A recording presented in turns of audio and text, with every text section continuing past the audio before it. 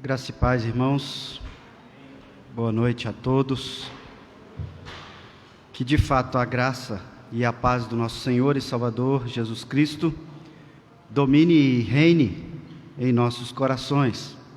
Estamos aqui para cultuar a Deus com um horário marcado e assim com comprometimento nós vamos iniciar nosso culto a Deus com grande alegria hoje, após a nossa assembleia, que correu tudo bem, com a bênção, com a graça do Senhor. Eu te convido então a abrir a sua Bíblia no livro, na carta de Paulo aos Efésios, capítulo 4. Nós vamos fazer essa leitura inicial, Efésios 4, 16 a 32, de forma alternada. Toda a igreja, à medida que encontrar o texto, podemos ficar de pé e realizar esta leitura de forma alternada da Palavra de Deus. Efésios 4, de 16...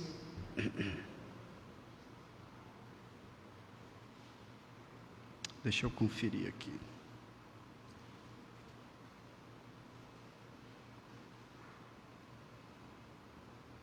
Perdão, não é 16. É de 17, no boletim está errado.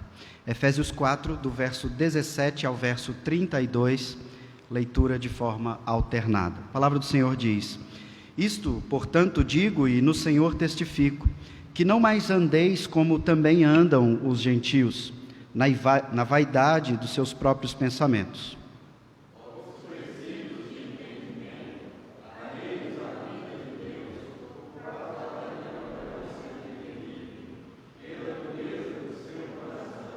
Os quais, tendo se tornado insensíveis, se entregaram à dissolução para com avidez cometerem toda sorte de impureza.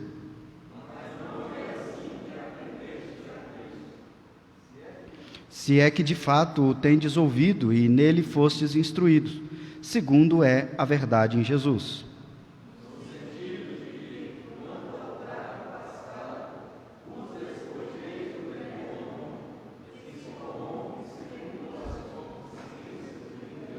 E vos renoveis no espírito do vosso entendimento.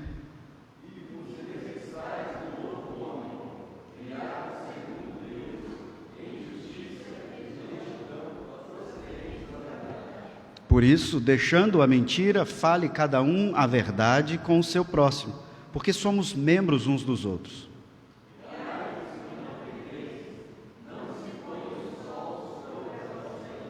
Nem deis lugar ao diabo.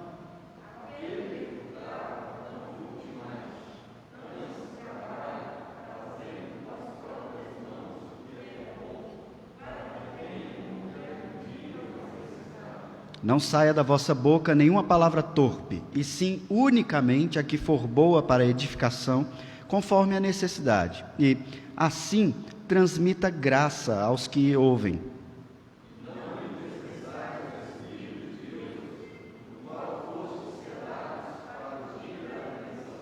Longe de vós toda amargura e cólera, e ira, e gritaria, e blasfêmias, bem assim toda malícia.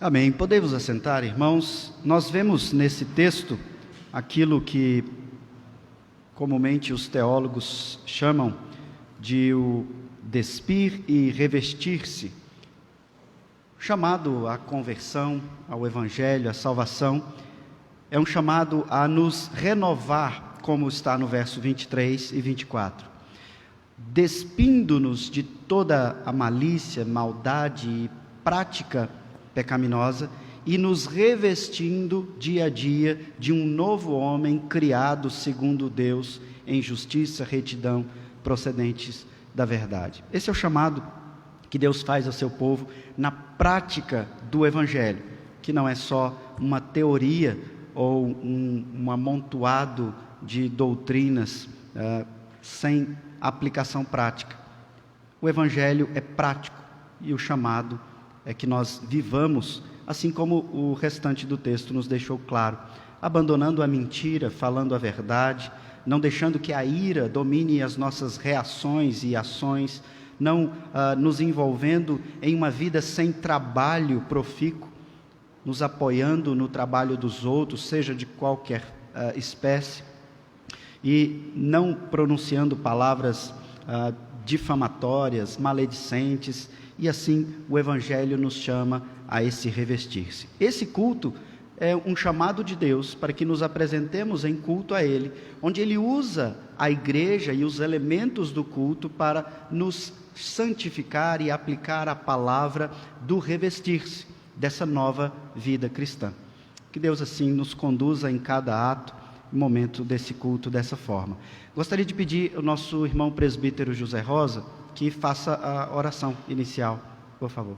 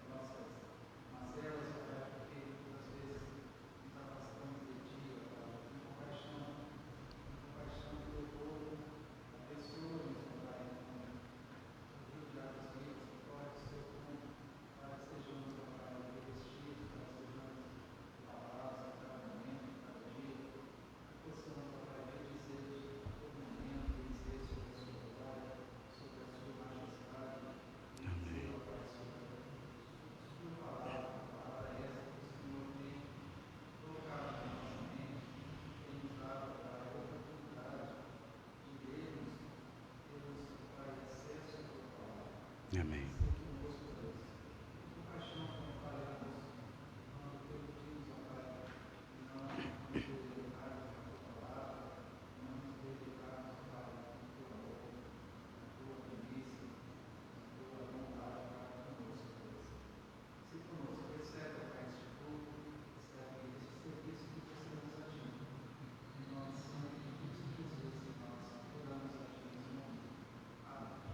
Amém. Vamos cantar ao nosso Senhor. Nosso Deus é soberano. O cântico que nós entoaremos.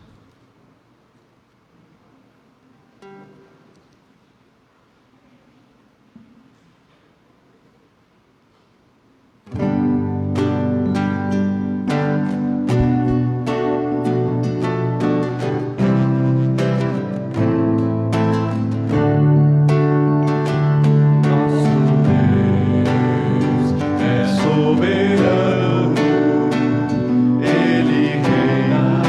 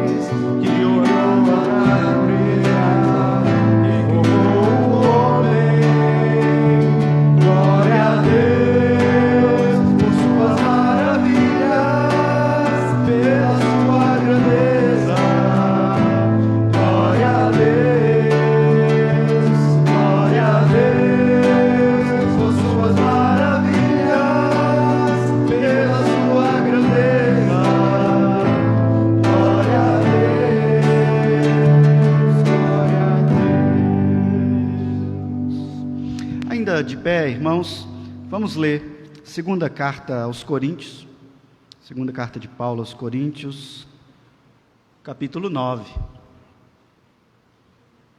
Nós vamos ler da mesma forma, alternada, do verso 6 ao verso 15.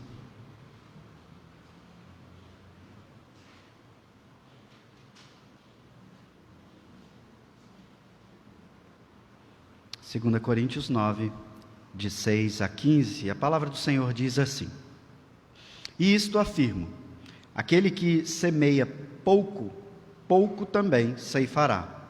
E o que semeia com fartura, com abundância também ceifará.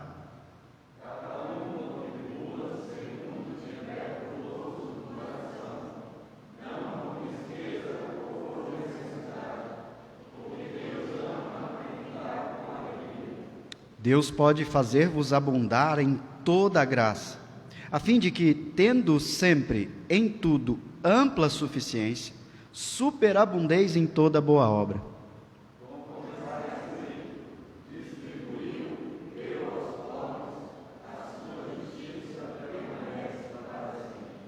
Ora, aquele que dá semente ao que semeia e pão para alimento também suprirá e aumentará a vossa sementeira e multiplicará os frutos da vossa justiça.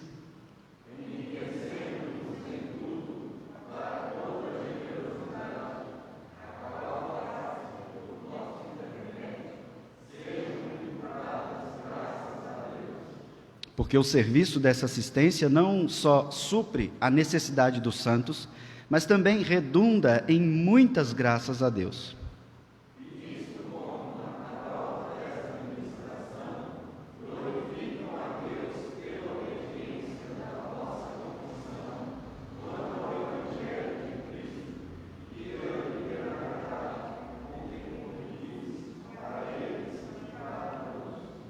Enquanto oram eles a favor, com grande afeto, em virtude da superabundante graça de Deus que há em vós.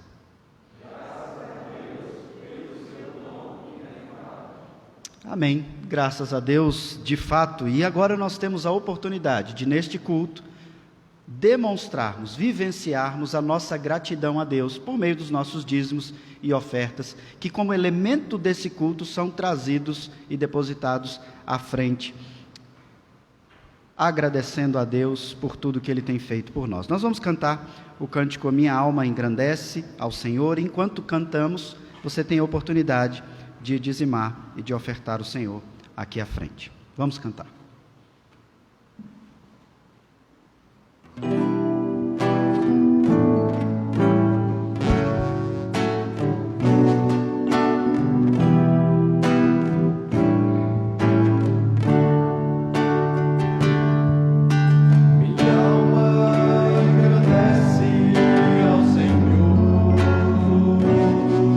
Meu espírito se alegra, meu Salvador.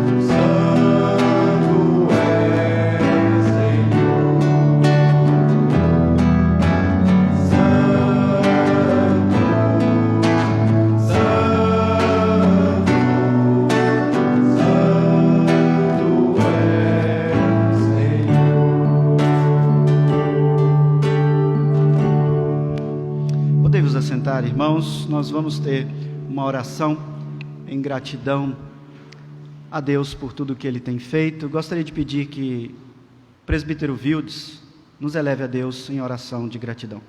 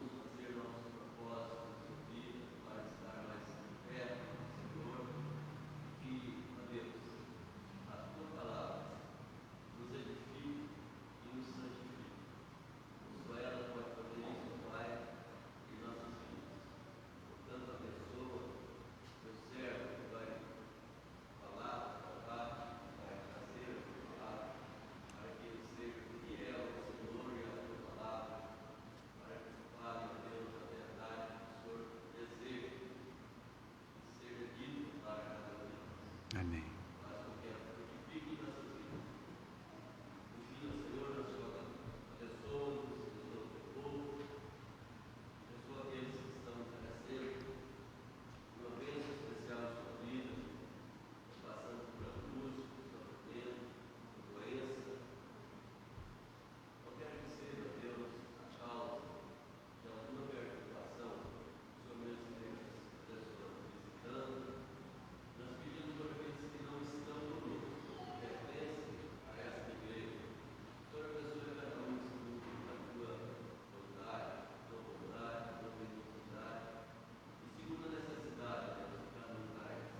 Amém.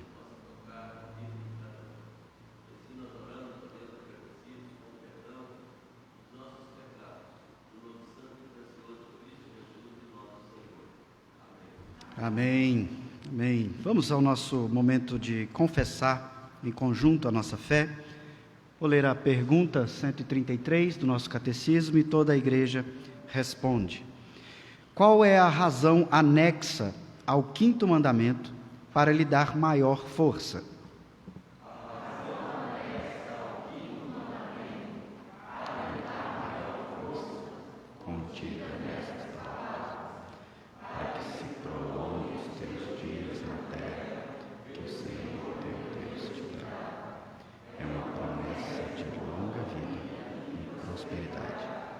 Tanto quanto sirva para a glória de Deus e para o bem de todos quanto guardem este mandamento.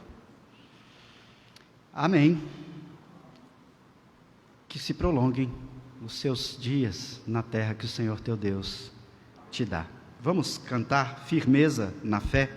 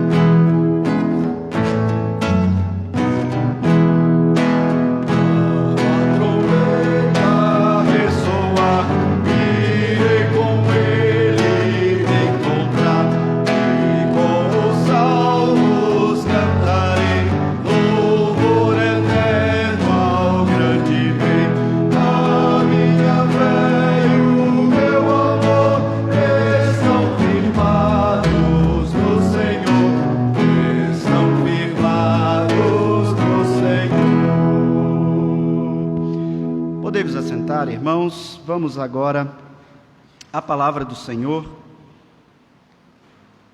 Hoje eu gostaria de pedir vocês que abram em outro evangelho, no evangelho de Mateus.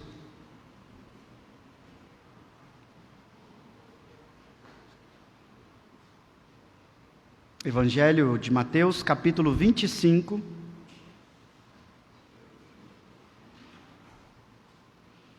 Eu lerei do verso 14 ao verso 30. Mateus 25, de 14 a 30.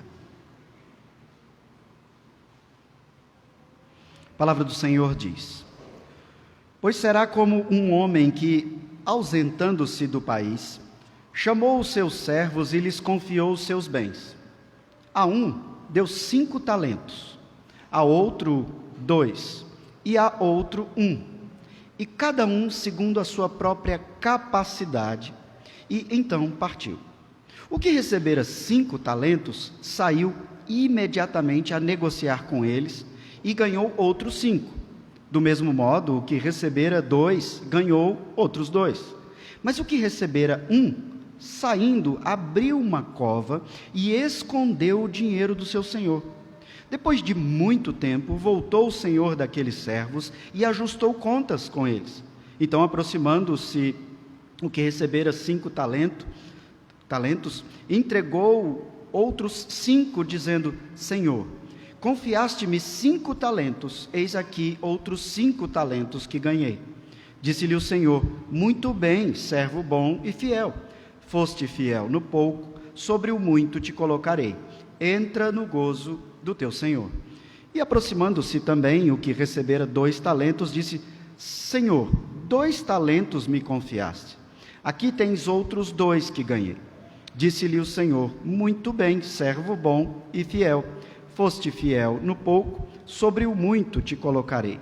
Entra no gozo do teu Senhor.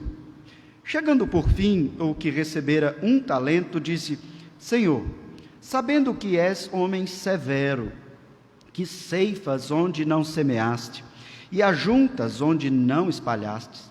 Receoso, escondi na terra o teu talento. Aqui tens o que é teu. Respondeu-lhe, porém, o Senhor: servo mau e negligente. Sabias que ceifo onde não semeei, ajunto onde não espalhei? Cumpria, portanto, que entregasses o meu dinheiro aos banqueiros, e eu, ao voltar, receberia com juros o que é meu. Tirai-lhe, pois, o talento e dai ao que tem 10, porque a todo o que tem se lhe dará, e terá em abundância, mas ao que não tem, até o que tem lhe será tirado. E o servo inútil, lançai-o para fora nas trevas, ali haverá choro e ranger de dentes. Até aqui, vamos orar mais uma vez ao Senhor. Ó grandioso Deus, poderoso Senhor, nós somos os teus servos, ó Pai. Estamos aqui diante da tua palavra, ó Pai, e queremos entender os talentos que o Senhor tem nos entregue, os talentos que o Senhor tem nos chamado, ó Pai, a responder ao Senhor com fidelidade, com diligência, entregando a Ti, ó Pai, aquilo que te pertence, em dobro. Ó Pai, dá-nos entendimento da Tua palavra, abençoe a igreja, para que não seja aqui uma opinião minha, mas que seja de fato, ó Pai, o Senhor falando com cada um, de acordo com suas necessidades, no poder do Teu Santo Espírito, que age em nós, na nossa mente, no nosso coração. Instrua-nos, ó Pai. Nós estamos reunidos em Teu nome, e é para a Tua glória que nós queremos ouvir a Tua palavra de forma clara, objetiva, praticável por nós. Lógico que na confiança e na ação que temos no Teu poder.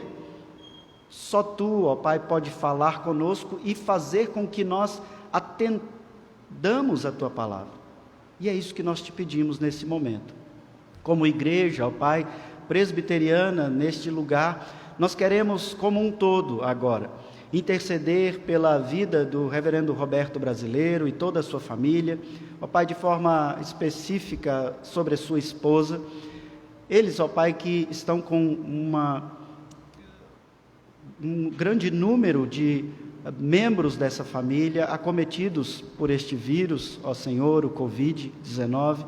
Ó Pai, o que preocupa muito e que desgasta a todos eles, eu peço que o Senhor conduza, ó Pai, que o Senhor restabeleça a saúde, que o Senhor preserve a saúde de todos eles, e que o Senhor assim também continue a preservar a vida do reverendo Roberto Brasileiro, ó Pai, e mais essa dificuldade, para que ele tão logo se restabeleça com toda a sua família e volte ao trabalho dedicado que ele tem prestado há longos anos ao Senhor, em meio à Igreja Presbiteriana do Brasil, espalhada por todo o nosso país.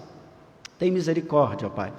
Nós pedimos a Tua bênção, assim como nós temos orado por tantos dos nossos irmãos aqui, e também agradecido, ó Pai, nós agradecido por todas as Tuas bênçãos, todas as Tuas obras, todas as Suas benesses, ó Pai. Nós agradecemos porque hoje, ó Senhor, de forma muito pacífica e abençoada, a nossa Assembleia, por unanimidade, ó Pai, decidiu conceder um título de honra, que aos olhos do mundo não tem valor qualquer, ó Pai, mas é o Teu povo santo reconhecendo e concedendo um título de honra a homens que têm se dedicado ao serviço desta igreja também há longos anos, o reverendo José Maria e o presbítero Wildes. Muito obrigado, ó Pai, por tão grande oportunidade de participar desse momento e de testemunhar a alegria e unanimidade com que esta igreja estabelece e confirma o carinho, a atenção, a honra a estes homens. Ó Pai, abençoe-os para que eles continuem sendo bênção para esta igreja, repletos de saúde e disposição, assim como as suas famílias que os acompanham também há longos anos, inclusive com prejuízo para a família, muitas vezes, nesses trabalhos que eles desenvolvem nesta igreja local. Nós agradecemos, ó Pai, pelo aniversário da Cecília, que nós comemoramos ontem, ó Pai, nós nos alegramos com mais um ano de vida que o Senhor concede a ela. Ó Pai, agradecemos também por mais um ano de vida a Thaís, ó Pai, e tantos outros que ainda celebrarão seus aniversários. Ó Pai, que o Senhor continue a abençoar, a conduzir e a derramar bênçãos, ó Pai, sem medidas para nós, mas repletas da Tua sabedoria, Tua bondade na vida dessas pessoas, ó Pai. Nós te agradecemos e te pedimos tudo isso em nome de Jesus. Amém. Quem aqui lembra qual é o hino 315? De cabeça. 315 do Inário Novo Cântico.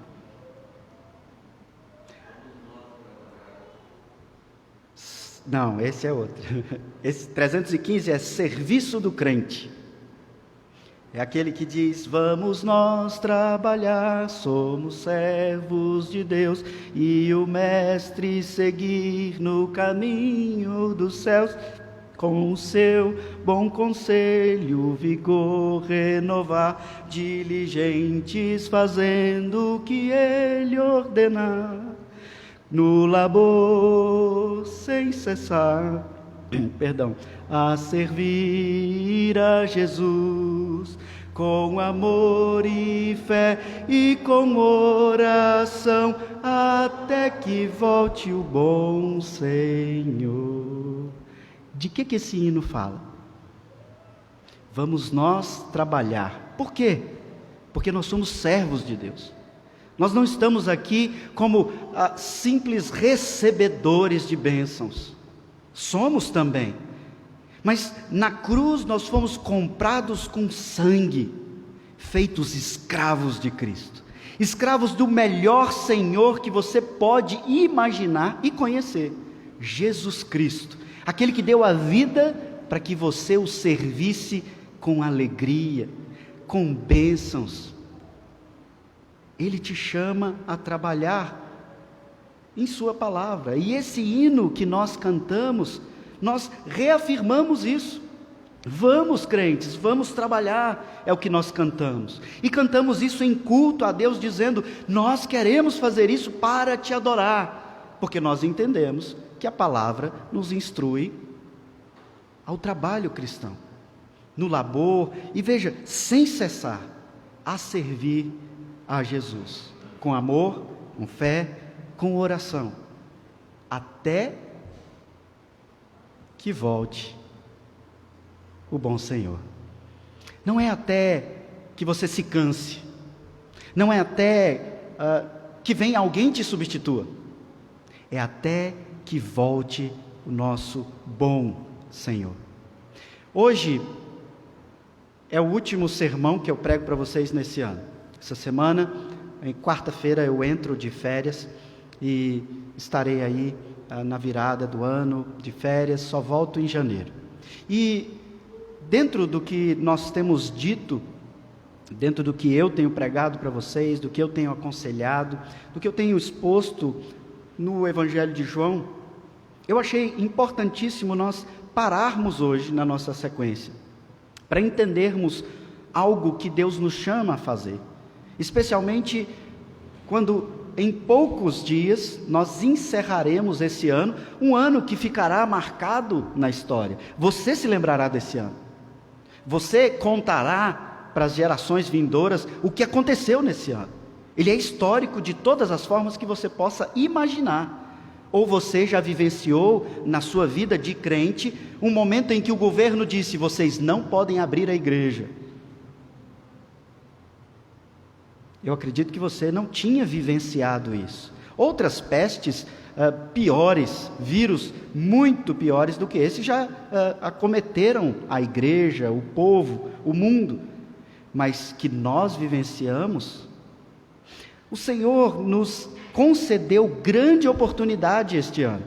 de reflexão, de aprendizado e de refletirmos sobre o chamado cristão. E por isso, algo que eu constantemente falei em todas aquelas devocionais, irmãos, lá em março, quando nós fomos proibidos de nos reunir em culto a Deus. E então fazia aquelas devocionais diárias, e nós nos reuníamos lá em casa, fazíamos o culto doméstico, transmitíamos, assim os irmãos iam tentando suprir essa falta, e então voltamos e continuamos, eu continuei a enfatizar sobre a importância da reflexão, da oportunidade que Deus nos deu nesse ano. E você pensa, mas foi trágico, foi triste, nós ainda estamos entristecidos com a morte do presbítero Casaleiro, do reverendo Geraldo Henrique, de tantos outros, agora orando pela vida do reverendo Roberto Brasileiro. Outro pastor faleceu ontem, e porque eu não o conheço, não lembro aqui o nome exatamente, por causa desse vírus. E o pastor Diogo vem e diz que o Senhor nos concedeu grande oportunidade. Sim, eu tenho dito isso desde março, mas para que você não tenha nenhuma sombra de dúvida, e para que fique ainda mais claro, eu parei a nossa sequência em João, para que, pelo menos naquilo que me compete, nós fechemos o ano refletindo sobre o seu chamado cristão. Nós vamos falar sobre o trabalho cristão, a convocação que Deus faz ao trabalho cristão. Essa parábola não podia ser o texto mais claro para nós refletirmos sobre isso, para que eu pudesse expor todo esse entendimento que nós temos da convocação ao trabalho cristão. A parábola é muito clara e contada por Jesus, enfatizando exatamente esse ponto. Veja, essa é uma parábola conhecida como a parábola dos talentos, e o que ela é? Vou falar o que ela é, sobre quem ela é e para que ela é. O que é essa parábola? O Senhor Jesus, ensinando em parábolas, nesses textos nós vemos a parábola da figueira, a parábola do servo bom, do servo mau, a parábola das 10 virgens e a parábola dos talentos, só aqui uma rápida observada no texto. O que é a parábola dos talentos? Você pode pensar que é sobre uma série de coisas, e principalmente por causa da palavra talento, que muitas vezes nos confunde. Mas o que essa parábola trata, o que ela traz sobre nós é sobre a segunda vinda de Cristo. Capítulo 24 de Mateus fala disso de forma clara. Capítulo 25 agora tem mostrado isso, a parábola das 10 virgens, a parábola do servo bom, do servo mau, a parábola dos talentos. O foco aqui é a segunda vinda de Cristo, a volta do nosso Senhor. Mas então, quando nós vivemos focados na volta do Senhor, é para que nós fiquemos isolados, como Quakers, como Amishes, isolados do mundo e vivendo como que numa vida de contemplação, de espiritualidade omissa, cheia de inanição? Não, o Senhor diz, vocês vão fazer isso enquanto eu não venho. Porque quando eu chegar, eu vou perguntar o que vocês fizeram. É esse o assunto da parábola. Por isso que ela olha para a segunda vinda de Cristo. Sobre quem então é essa parábola? Sobre pessoas do mundo afora? Não, irmãos, essa parábola trata sobre os membros professos da Igreja de Cristo. Não vou entrar em detalhes sobre quem é da Igreja de Cristo, salvo ou não salvo, esse não é o nosso assunto, e o Senhor nos diz para não fazer esse tipo de julgamento. Mas essa parábola, ela trata dos membros professos. Se você já confessou a Jesus Cristo como seu único e suficiente Salvador, essa parábola é para você. Membros professos. Segunda vinda de Cristo é o assunto sobre quem sobre os membros professos. E para que então? Qual o propósito? Qual a finalidade dessa parábola? Ela trata da diligência. É para que você aprenda a ser um crente diligente. Essa é a ênfase da parábola. A palavra resume tudo. Diligente. E eu vou falar um pouco mais para a gente entender que tipo de diligência, o que é essa diligência. Essa parábola, ela fala de diligência porque ela nos convoca a trabalhar. E isso exige de você diligência. Quem aqui já trabalha há longos anos e está aí já sonhando com a aposentadoria? Você teve que diligentemente trabalhar. Você não pôde faltar no dia que você estava triste, no dia que você não tinha ânimo. Você não pôde faltar em diversas ocasiões que você não tinha nenhuma vontade de ir trabalhar. Mas diligentemente, comprometidamente, você compareceu, porque se não comparecesse, haveria prejuízos para a sua vida profissional. A diligência trata desse comprometimento, de você responder a uma convocação, a um chamado, a você levar a sério ao comprometimento cristão. Se a parábola trata de membros professos, com foco na segunda vinda, te convocando ao trabalho cristão, o assunto é a diligência no trabalho cristão, o comprometimento no trabalho cristão. E domingo passado, quando eu preguei aqui sobre, ali no texto do Evangelho de João, eu apliquei também voltado para esse assunto para vocês. Falei aqui de forma até um pouco mais dura, mais direta, porque eu não quero ser cobrado do Senhor na segunda vinda, se eu tiver sido um pastor que preguei e não deixei claro para vocês as coisas. Então eu tenho me esforçado para usar palavras que são simples de se entender, falado de forma clara para entender, não me preocupando tanto com a poesia e com regras homiléticas, mas para que você entenda claramente que eu estou falando com você.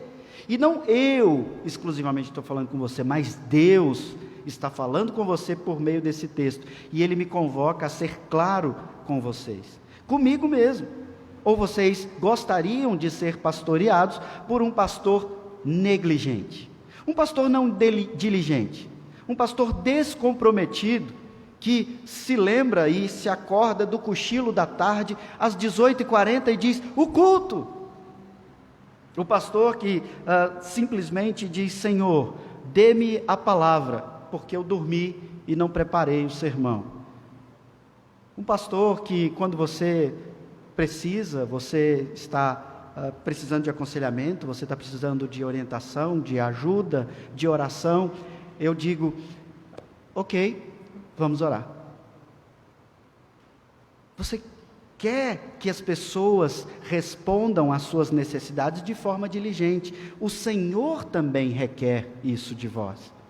A parábola nos ensina que todos os cristãos recebem algo da parte de Deus. Nós somos todos servos de Deus, e estes servos que estão ligados ao melhor Senhor que você consegue imaginar e passa da sua imaginação, Ele concede algo a todos os cristãos professos. É isso que o texto chama aqui de talentos, e às vezes isso atrapalha algumas pessoas a entenderem a parábola dos talentos. Todos os cristãos recebem talentos, e eu vou repetir mais uma vez essa palavra: todos temos talentos que nos foram confiados. E talvez você pense aí imediatamente: mas eu não tenho tantos assim, ou eu não tenho nenhum, eu não sei fazer nada. Eu vou repetir de novo e mais uma vez, outra vez: todos os cristãos têm talentos, tem algo que o Senhor os concede, os entrega e diz: apresente o resultado diligentemente. Essa é a imagem da parábola. Um senhor que, ausentando-se do país, chamou os seus servos e lhe confiou os seus bens. A um deu 5 talentos, a outro 2 e a outro 1, cada um segundo a sua própria capacidade. E então partiu. Veja, Tenho dito que talvez a palavra talento nos afaste um pouco do sentido do texto, porque nós logo pensamos, em português, nas pessoas talentosas, né? Já mencionei outra vez aqui sobre esse texto, nós pensamos aqui um pouco, e mencionei sobre as pessoas que nascem com dom para música. Nascem, simplesmente elas conseguem tocar todos os instrumentos. Aquelas que têm uma voz boa e que cantam. E você então olha para essas pessoas talentosas e diz: a essa o Senhor deu talento. Mas e eu? Eu não sei tocar, eu não sei cantar. Aquele pastor, reverendo José Maria, ele fala bem, ele fala das coisas do céu, ele nos leva a imaginar as coisas. Ele tem um grande talento e capacidade de oratória, inteligência. Mas eu não sei falar das coisas de Deus assim. E então você entra num entendimento errado desse texto, em que você atribui a algumas pessoas que de fato têm talentos, sejam eles natos ou não, e você acha que Deus concede a estas pessoas apenas esses dons, essas habilidades, mas Deus concede a todo cristão algo para que você apresente diligentemente o trabalho. E é isso que o texto está falando. Ele não está falando das pessoas habilidosas, talentosas. Ele está falando que o Senhor entrega algo, e é esse o foco. Talvez se a palavra não fosse talento, ajudasse mais a todos vocês entenderem. Essa palavra, ela é real e a tradução é ótima, mas no português a gente confunde ela com outras coisas, porque talento aqui não está ligado aos dons e habilidades. Talento era uma unidade de medida financeira. Não era também uma moeda, por exemplo, o real, ou o dólar, ou libras esterlinas. Não, talento é uma unidade de medida financeira. Como nós usamos aqui no nosso país o salário mínimo. O salário mínimo ele se torna uma base de cálculo financeiro para uma série de coisas. Fulano receberá 2 salários mínimos, 3 salários mínimos, 4 salários mínimos, e assim o governo toma decisões, ou alguns de nós trabalham e recebem diárias. Umas diárias têm um valor maior, outras diárias têm um valor menor. A diária, então, não é uma moeda. Nós temos o real como moeda. O talento aqui, ele é essa soma, esse valor de referência. E não é um valor baixo. O talento era uma unidade de medida financeira que, dizem os estudiosos, eu encontrei 3 fontes que falam dessa mesma forma, que se você pegasse uma diária daquela época, naquele povo, e você então pegasse uma diária dessas bem comuns, né, de valor baixo, se você calcular uma pessoa que recebe diárias todos os dias, se essa pessoa trabalhar o ano todo e ela então quer juntar esse dinheiro para somar um talento, ela teria que trabalhar 20 anos 20 anos sem gastar nada, ajuntando as diárias.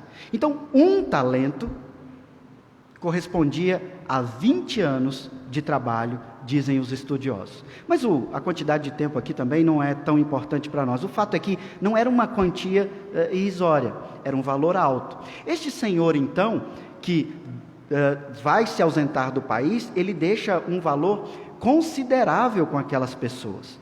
E ele não deixa um valor considerável como alguém que não vai voltar. E diz, olha, eu vou distribuir os meus bens, e você fica com tanto, e pronto, eu vou me embora. Não, o Senhor diz, o texto diz, que ele ausentaria-se por um tempo, e depois de um longo tempo, ele volta e quer saber, o que você apresenta dos meus talentos? Os talentos, os valores financeiros continuam sendo dele. E então ele deixa isso claro. Às vezes a gente pensa que era uma doação, de repente ele volta e começa a cobrar as coisas. Não, ele entrega para que as pessoas realmente apliquem esse dinheiro. E é esse o contexto. Ele entrega para um 5, para outro ele entrega 2, e para outra pessoa ele entrega 1 talento. E até aquele que recebeu 1, por isso que eu trouxe a unidade de medida aqui, ele recebeu muito dinheiro.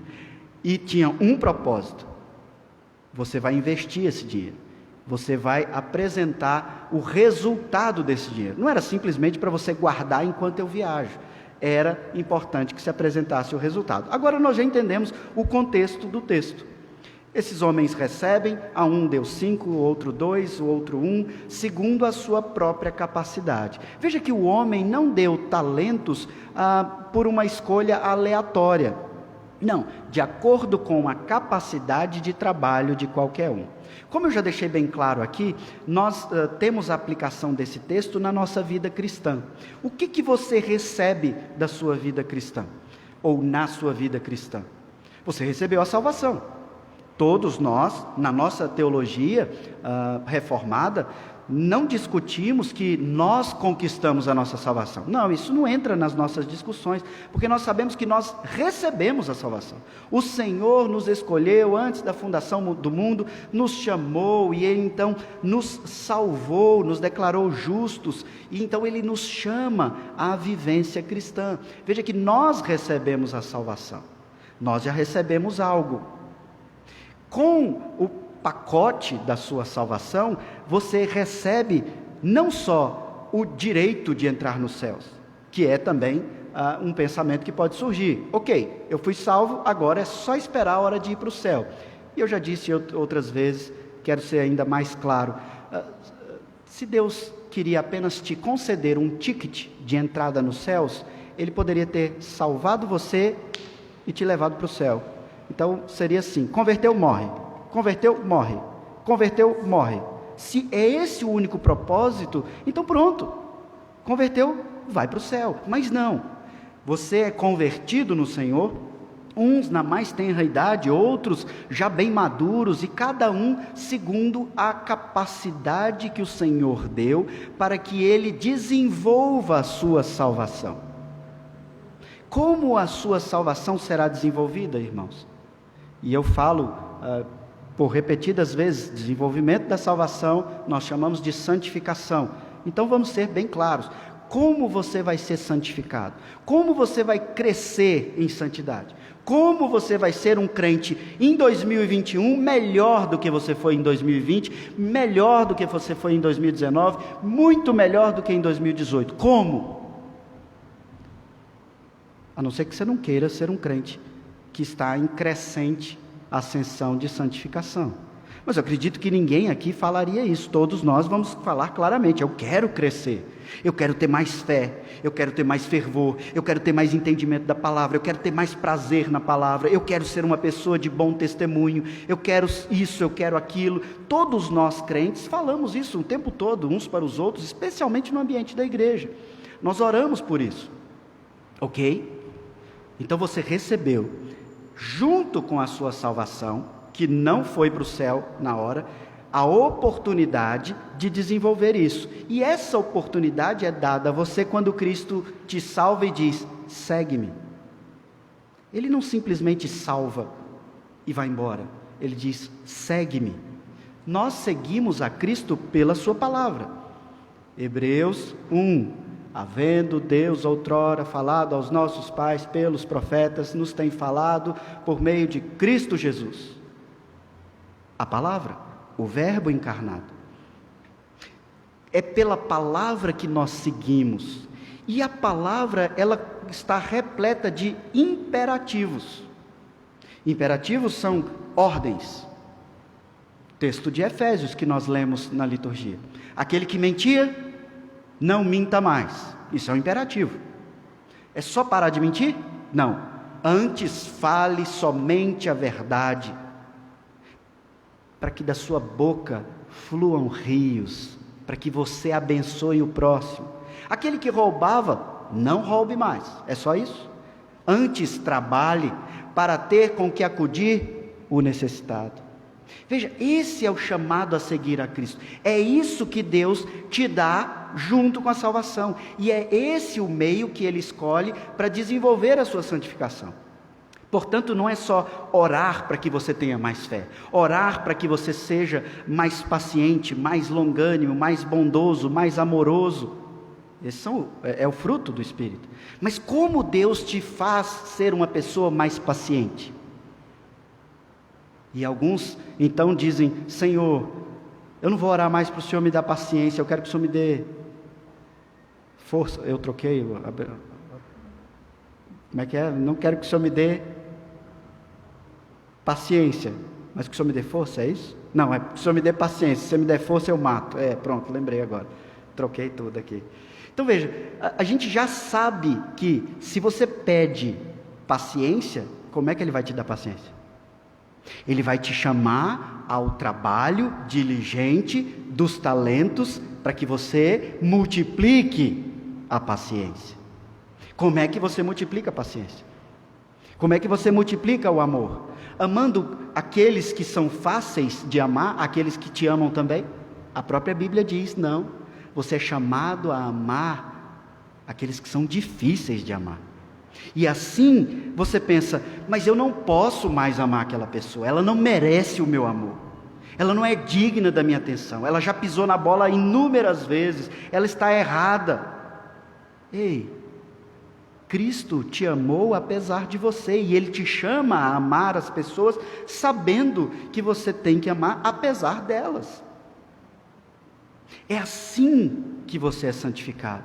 É nesse sentido que o Senhor nos concede sempre algo, chamado cristão, vida cristã. Salvação, santificação não vem sem trabalho, sem esforço. Pastores mais velhos, mais experientes, normalmente são mais pacientes, menos afoitos. Pastores mais novos são aqueles que querem resolver as coisas no grito, e disciplina para lá, briga para cá, não caminho mais com você, achou ruim, saia da igreja. Pastores mais velhos caminham 1 milha, caminham 2 milhas, isso normalmente, há exceções, tanto de pastores como de irmãos. Mas como que acontece esse amadurecimento? Você leva bordoada de um lado, leva pancada de outro, é machucado de um lado, é machucado do outro, mas em tudo isso você vai entendendo e percebendo que esse é o chamado que Cristo enfrentou para salvar cada um daqueles que professam a fé nele. Como teria direito então do pastor ser iracundo e sem paciência, sem amor, longanimidade, sendo que Deus, o supremo pastor, o é e chama para cuidar as ovelhas que são dele? Percebe? Deus tem nos chamado a apresentar os talentos. No texto, aquele que recebe 5, ele saiu imediatamente a negociar com eles e ganhou outros 5, diz o verso 16. Do mesmo modo que receberam 2, ganhou outros 2, investindo os talentos. Como que você vai crescer em 2021? Como que você vai conseguir, quem sabe, passar no concurso? Sem estudo? Deus não vai te fazer passar numa prova pela qual o assunto que você não estudou. Como que você vai ter uma promoção no seu trabalho? Sem empenho, sem diligência? Como que você vai ter um casamento melhor? Como que você vai ter filhos melhores? Como que você vai ter pais melhores? Como que você vai ter irmãos na igreja melhores? Você acha que o pastor, o conselho, vai fazer com que os membros fiquem bonzinhos? Não, em tudo isso, Deus tem nos chamado a multiplicar os talentos que Ele nos deu. E isso não é sem diligência, não é sem sacrifício próprio, não é sem esforço. Ou vocês, voltando ao exemplo meu, vocês acham que todos os dias eu acordo com toda a disposição e alegria, dizendo: eu quero pregar, eu não tenho nenhuma dor, eu só tenho alegria, e quero falar, e quero pregar, e quero abrir a Bíblia, eu quero ir para a igreja. E eu quero ouvir aquelas pessoas com todos aqueles problemas, eu quero ouvir aquele casal que briga, eu quero ouvir aquele filho que briga com o pai, eu quero ir lá, resolver aquele problema da limpeza, o problema da fechadura, da lâmpada, do cálice de vinho, de suco, de pão com fermento, sem fermento, o presbitério. Não, irmãos, tem dia que eu não acordo assim, acordo com dor, acordo cansado, acordo sem vontade, mas eu entendo que eu preciso fazer, assim como você que trabalha, entende que se você não trabalhar, não é digno do seu salário, e isso inclusive não é um ditado popular, isso é bíblico. O apóstolo Paulo deixa bem claro que aquele que não trabalhe, que não coma também. Veja, o Senhor tem nos chamado a apresentar o nosso trabalho, o nosso resultado, e Ele tem nos concedido talentos que não envolvem o seu dinheiro, para você dizer, se eu tivesse mais dinheiro, eu ia abençoar mais a igreja. Se eu tocasse piano, eu ia abençoar a igreja. Se eu tivesse dom com a palavra para falar, para orar, eu ia abençoar a igreja.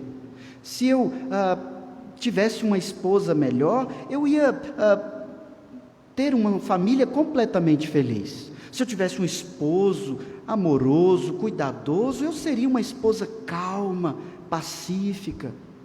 Se eu tivesse pais que me respeitam, eu iria honrá-los com toda alegria. Veja que essas desculpas são as mesmíssimas desculpas que o servo mau responde ao Senhor. Depois de um tempo, o verso 19 diz que voltou o Senhor daqueles servos e ajustou contas com eles.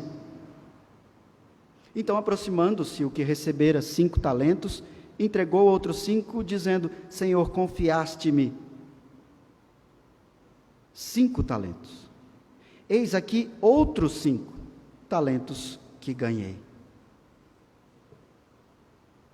O que o Senhor responde? Disse-lhe o Senhor, muito bem, servo bom e fiel, foste fiel no pouco, sobre o muito te colocarei, entra no gozo do teu Senhor. Verso 23, logo após apresentar-se também o que recebera 2 talentos e apresentar o dobro como resultado, o Senhor diz, muito bem, servo bom e fiel, foste fiel no pouco, sobre o muito te colocarei, entra no gozo do seu Senhor. O que aquele que recebeu 1 fez no verso 18?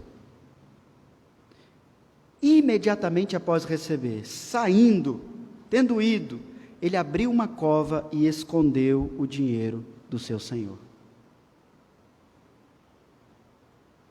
Eu já repeti várias vezes, todos os cristãos recebem de Deus talentos para o desempenho em tudo aquilo que Ele nos chama a fazer, seja no seu trabalho, com bom testemunho, recebendo o que você recebe, vivendo no contexto que você vive, na sua família, com a família que Ele te deu, da forma com que as coisas têm acontecido, e Ele tem te chamado a ser o primeiro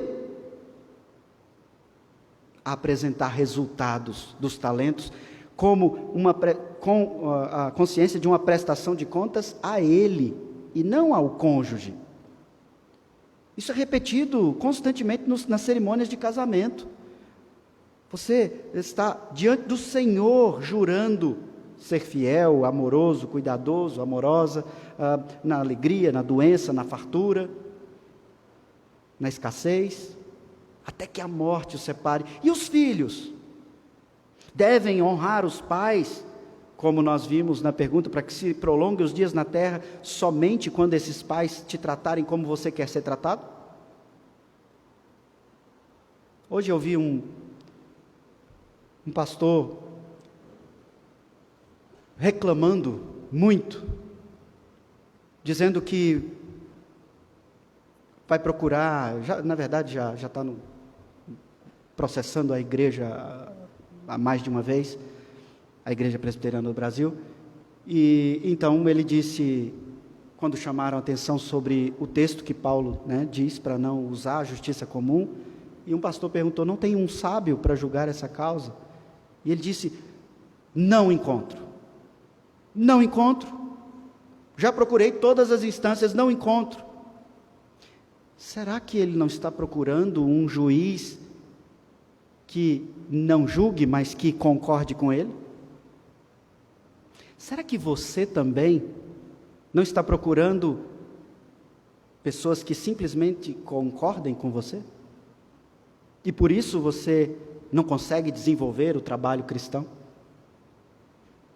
E as pessoas são culpadas.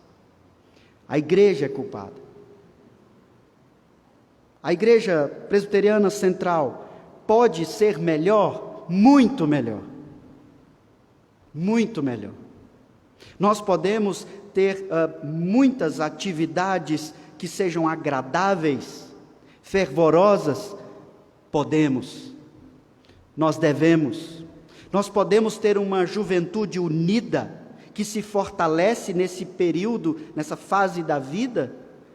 Podemos, devemos. Nós podemos ter toda uma força de trabalho em tudo que é concernente ao culto e à vivência cristã, como eu mencionei no domingo passado. Podemos e devemos. Mas muitos de nós estão esperando que aquele que nasceu com talento, aquele que se dá bem, que faz com facilidade, faça, porque eu não sei fazer. E eu vou repetir de novo, todos nós recebemos talentos, e o Senhor ausentou-se por um tempo, mas Ele há de voltar, e há de perguntar, o que você fez com a salvação, com a sua santificação? Como você serviu aquela igreja? Sim, aquela igreja que você não gostava, aquela que você teve dificuldade, aquela que você perdeu a vontade de cultuar. Como que você contribuiu para melhorar aquela igreja? Como que você contribuiu em 2020? 2020 está acabando. Como que você vai contribuir em 2021? Como que você vai se comprometer diante do Senhor e da igreja do Senhor a servir a Cristo por meio dos adotados por Ele, salvos por Ele? O servo que recebeu um talento, ele usa desculpas também. O texto diz que ele escondeu, ele enterrou. Lá no verso 24, chegando por fim o que receberam um talento, disse o Senhor, ele disse ao Senhor, sabendo que és homem severo, olha as desculpas que ele dá, que ceifas onde não semeaste, ajuntas onde não espalhaste, receoso escondi na terra o teu talento. Eis aqui tens o que é teu. Veja a forma com que ele fala. Isso parece muito com respostas de crentes. Esse conselho é muito exigente. O pessoal da igreja não aceita erro e eu não sei fazer. Ou então, tem uma outra categoria aqui. Daqueles que olham para a forma amadora com que a gente publica os nossos vídeos, olham para alguns erros, às vezes que acontecem na liturgia, erros às vezes que acontecem na música, o data show, o computador que trava, e dizem, está vendo? Não sabe fazer. Olha lá, que coisa feia. Olha aquilo, olha a flor, olha a pintura, olha o que fizeram com os fios, olha isso. Aquele que é tão capacitado, tão cheio de talento, que ele diz, olha lá. Então por que você não vem e faz, irmão, para abençoar a igreja de Cristo? Não, já passou do meu tempo. Também escutei isso, e tenho escutado, irmãos, no nosso contexto aqui não, mas escuto fora. Eu já me dediquei tantos anos à igreja, eu já sofri tanto na mão desse povo, eu não quero mais. Esse povo é muito severo, esse povo ceifa onde não semeia, esse povo ajunta onde não espalha.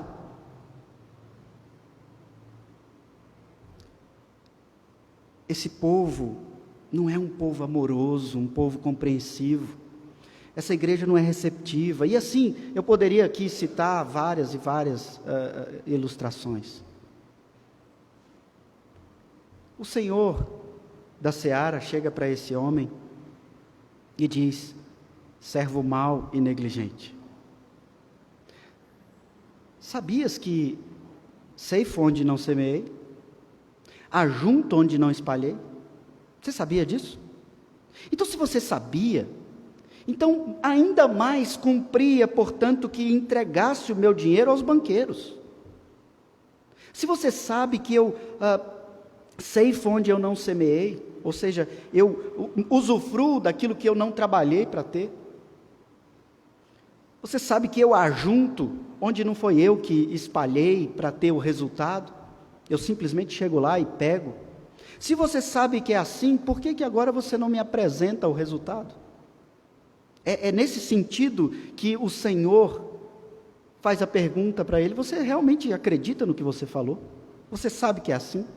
Se você sabe, então você devia ter feito pelo menos, se você não quer trabalhar, se você quer ficar quieto, então pelo menos você devia ter entregue a quem sabe trabalhar com dinheiro, para que você me apresentasse o resultado.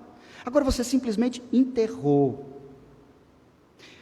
O que fica claro para nós nesse trecho do texto, irmãos, é que não basta só não fazer como este homem não fez. Veja, ele não roubou, ele não perdeu, não, ele enterrou e devolveu exatamente o mesmo tanto que ele pegou. E você pensa: mas gente, ele está certo, ele não pegou para ele não foi mal. Veja, esse é o raciocínio do mundo. Não basta só não fazer o que é mal, mas é necessário fazer algo com a sua salvação. É necessário fazer algo, e a nossa confissão de fé interpreta isso e expõe para vocês de uma forma muito clara, num capítulo inteiro só sobre as boas obras. O Senhor te chama a apresentar as suas boas obras, já que na nossa teologia nós não acreditamos que conquistamos a salvação com as boas obras, mas que salvos nós apresentamos resultados de boas obras. Confissão de Fé, no capítulo 16, seção 2, diz: estas boas obras, feitas em obediência aos mandamentos de Deus, são fruto e as evidências de uma fé viva e verdadeira. Por elas, os crentes manifestam a sua gratidão, rebustecem a sua confiança, edificam os seus irmãos, adornam a sua profissão do Evangelho, tapam a boca aos adversários e glorificam a Deus. E ele continua expondo. É isso que você é chamado a fazer com a sua salvação: tapar a boca dos inimigos do Evangelho, rebustecer a sua própria confiança, perseverança, edificar os irmãos, adornar a sua profissão de fé, apresentar evidência de uma fé viva e verdadeira. Quantas vezes nós falamos sobre isso aqui esse ano?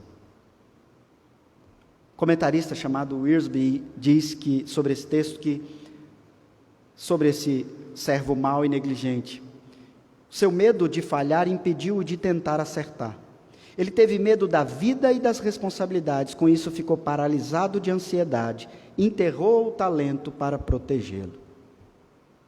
Quero falar, aplicando isso para você de forma muito clara, você que fica paralisado, sem saber o que fazer.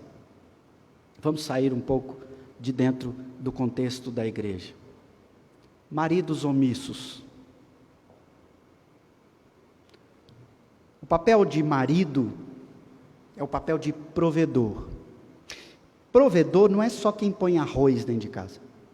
Provedor é aquele que protege, aquele que conduz, aquele que provê todos os meios para que aquele lar seja um lar que glorifica a Deus. Provê então todo o cuidado para com as partes mais fracas, esposa e filhos. Por provedor, muitos se tornaram machistas, completamente errado. Não é ser homem para mandar somente, é para cuidar, é para proteger, é para prover, é para guiar com amor, com paciência, com carinho. Esse é o fruto do Evangelho, da sua salvação. Não é deixar, e aqui eu quero ser ainda mais claro sobre o aspecto da masculinidade bíblica, não é deixar uma lâmpada queimada 6 meses, porque você não sabe ou porque você não quer trocar, um ralo entupido, um chuveiro sem trocar, deixar sua esposa sair com um carro com pneu murcho, e tantas outras coisas que você simplesmente não quer fazer, porque dá trabalho, e porque ninguém lá da sua casa faz por merecer todo o seu esforço e trabalho de pôr o arroz dentro de casa. Isso é machismo, irmãos, omissão, falta de masculinidade bíblica. Tá bom, para que os maridos não fiquem bravos comigo, eu falo das esposas também. São auxiliadoras idôneas? Vocês são aquelas que apaziguam os ânimos dentro das suas casas? É esse o chamado cristão. Tudo isso que eu estou falando aqui, nós temos textos bíblicos sobre isso. Vocês conduzem a educação, o cuidado, vocês mantêm a harmonia, e essa palavra é perfeita para falar da feminilidade bíblica, vocês mantêm a harmonia dos seus lares, ou são rixosas, briguentas, implicantes, reclamonas? E os filhos? Eu tenho falado sempre dos maridos, das esposas e dos filhos, porque isso é a base de toda a sociedade, e você aplica isso a todas as outras áreas. Filhos que não ajudam, filhos que não servem, porque os pais não merecem o seu serviço. Limpar as coisas dos cachorros, isso é humilhante demais para mim. Estudar? Meu pai não me dá condições de estudar. Eu não tenho um computador que os outros têm. Eu não tenho as roupas que os outros têm. Eu não tenho tudo o que eu preciso para produzir bem. Filhos, honrem os vossos pais, para que se prolonguem os seus dias na terra que o Senhor teu Deus te dá. Filhos insubmissos e que se tornam, no caso dos homens, meninos envelhecidos, que se casam e então não são provedores, são meninos, birrentos, com barbas, cabelos grisalhos, birrentos, que fazem das suas esposas uma substituta da sua mãe, porque são meninos. Meninas, que não amadurecem, mas se tornam mulheres, meninas envelhecidas, e então não trazem a harmonia, mas trazem a disputa, a briga. Esse é o chamado cristão. Tudo isso é orientação bíblica. Crentes que não buscam formas de trabalhar, e eu falo do contexto de igreja e fora da igreja. Nós já tentamos por 2 vezes montar equipes de evangelismo, irmãos. Temos uma parada de ônibus das mais lotadas de São Sebastião, rodeados de moradia, de casas, algumas que moram 10, 12, 15 pessoas em uma única parada de evangelismo que você faz. Não consegui. Quem não trabalha, que não coma. Quais são os seus projetos para 2021, em tudo isso que eu falei, ainda que de forma como um grande tiroteio aqui em cima de vocês? O que você está fazendo para melhorar tudo isso em 2021? Você já começou a anotar o que você precisa mudar? Você já começou a orar pelo que você precisa mudar? Seja no seu casamento, no seu trabalho, na sua igreja, com seus filhos, com seus pais. O que você vai fazer diferente para apresentar ao Senhor os talentos que Ele te entregou? Você vai esperar que a sua fé e santificação sejam acrescidas de forma involuntária? Porque você é presbiteriano e Deus é soberano e Ele controla todas as coisas? E a responsabilidade cristã, que nós tanto temos falado? Matthew Henry diz: ninguém deverá prestar contas de mais do que recebeu, porém todos nós deveremos prestar contas daquilo que tivermos recebidos do Senhor. O Senhor nunca vai te cobrar um talento que Ele não tenha te dado. Então não se preocupe, mas o que Ele te deu, Ele quer o resultado. Como temos estudado às quintas-feiras, sobre os sinais do fim dos tempos. O Senhor da seara há de voltar. E aqueles a quem Ele entregou, que enterram seus talentos, Ele diz: servo mau, negligente. Tirai-lhe, pois, o talento e dai ao que tem 10. Porque a todo o que tem se lhe dará, e terá em abundância, mas ao que não tem, até o que tem lhe será tirado. Que servo você é? O servo que entra no gozo do seu Senhor, pronto para o trabalho cristão? Ou o servo que enterra o talento, senta no banco da igreja por 10, 15, 20, 30 anos, com seu talento enterrado? O Senhor tira até do pouco que Ele te deu. E o verso 30, então, não precisa de nenhum tipo de exposição. O servo inútil, lançai-o para fora nas trevas, ali haverá choro e ranger de dentes. Que o Senhor nos abençoe. Não tenho como eu falar de forma mais clara com vocês. Você quer uma vida melhor? Você quer ser um crente melhor? Você quer conquistar os seus sonhos? Se eles estiverem de acordo com a vontade de Deus, há trabalho certo para ti, cristão. O Senhor te entregou talentos e Ele te chama a colocar em prática todos os imperativos que você encontra na palavra dEle. É Cristo dizendo: você quer ouvir minha voz? Vai lá e faça. Você quer ser abençoado? Vá lá e faça. Você quer que se prolongue os seus dias na terra? Vá lá e faça. Os talentos estão nas tuas mãos. Vamos pedir que Ele nos abençoe.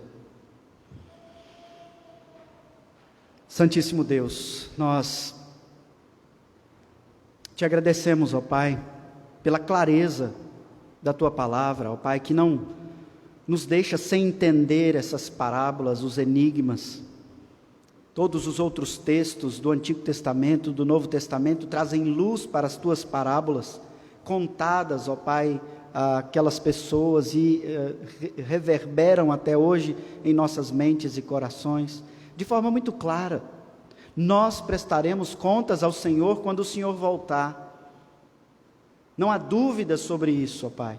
Prestaremos contas sobre as nossas famílias, nosso trabalho, os nossos estudos, as nossas relações dentro e fora da igreja. Nós prestaremos contas a Ti sobre o que nós temos feito dentro da igreja local que o Senhor escolheu para nós. Nós prestaremos contas sobre o evangelho que há dentro de nós, da nossa mente. Nós prestaremos contas sobre as mentiras, sobre as palavras torpes, sobre a preguiça em não querer trabalhar, mas usufruir do trabalho dos outros. Nós prestaremos contas, ó Pai, e isso está muito claro para nós. O que eu te peço, ó Pai, encarecidamente, em nome de Jesus nessa noite, é que o Senhor aplique essa palavra em nós.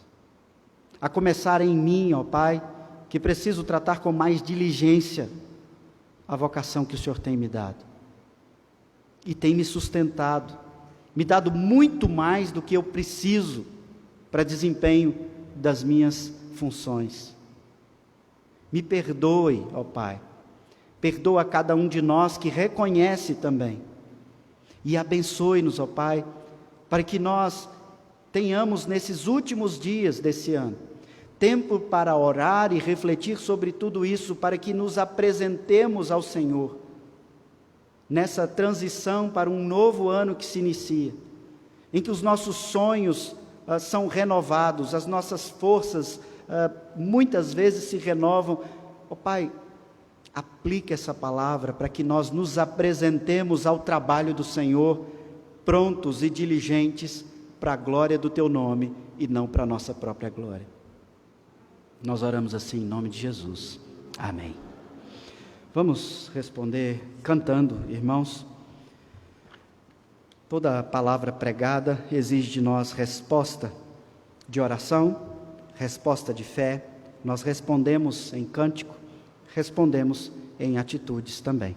Vamos cantar e nos dedicar às demais respostas.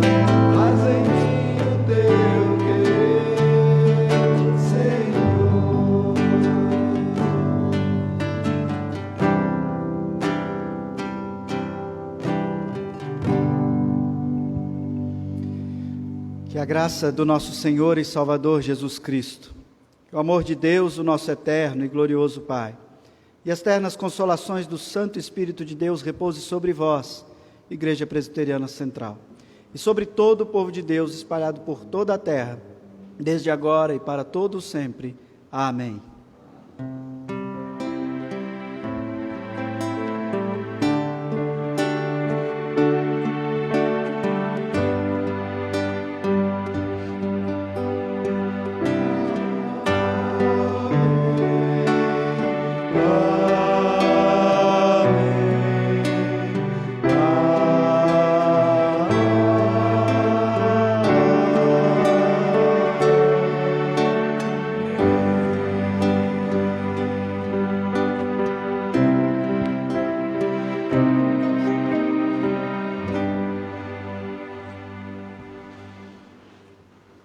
Meus irmãos, eu sei que é óbvio, mas eu preciso falar.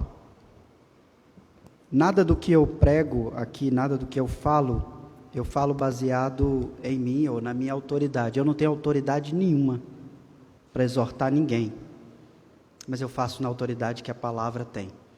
E em nome de Jesus, com fé, pedindo que Ele, quem nos conceda, que Ele é quem transforme. Eu não tenho capacidade de transformar ninguém. Tendo dito isso, eu, como eu mencionei, entrarei de férias agora, essa semana, na quarta-feira. Nós vamos fazer uma viagemzinha, visitar pastor, amigo, e que Deus assim os abençoe. Reverendo José Maria estará com vocês, conduzindo todos os trabalhos, e que Deus abençoe o Reverendo José Maria nesse período, o conselho, todos os irmãos.